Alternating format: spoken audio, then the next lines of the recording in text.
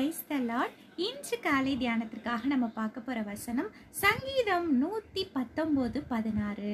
நான் பிழைத்திருக்கும்படி உமது வார்த்தையின்படி என்னை ஆதரித்தருளும், என் நம்பிக்கை விருதாவாய் போக என்னை வெட்கத்திற்கு உட்படுத்தாதையும். ஒரு அருமையான வசனம். இதுல என்ன சொல்லப்பட்டிருக்குன்னா, நான் பிழைப்பதற்கு உமது வார்த்தையின்படி என்னை ஆதரித்தருளும். யார் நம்மளை ஆதரிப்பா? ஆண்டவராகிய இயேசு கிறிஸ்து தான் நம்மளை ஆதரிப்பார். என் நம்பிக்கை விருதாவாய் போகாதபடி, என்னுடைய நம்பிக்கை அப்பா, என் நம்பிக்கை எல்லாம் உங்க மேலதான் இருக்குப்பா. அந்த நம்பிக்கை என்னவாகக்கூடாது, விருதாவாய் போகக்கூடாது.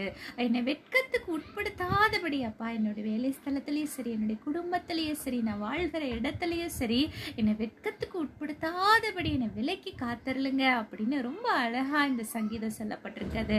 ரொம்ப அழகான பாடலும் இருக்கு.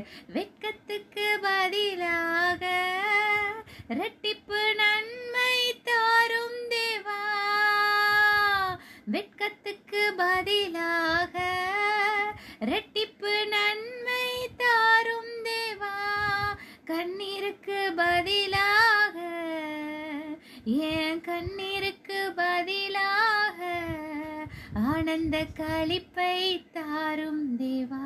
ஆண்டவர் உங்களுக்கு ஆனந்த களிப்பை தருவார். ஒரு நிமிடம் கண்களை மூடி ஜெபிப்போமாம். ஆண்டவரே, நான் பிழைக்கிறது அப்பா, உடைய வார்த்தையின்படி என்னை ஆதரித்தருளும், நம்பிக்கை விருதாவாய் போகாதபடி, என் வெட்கத்துக்கு என்னை உட்படுத்தாதபடி என்னை விலக்கி காத்திரலுங்கப்பா.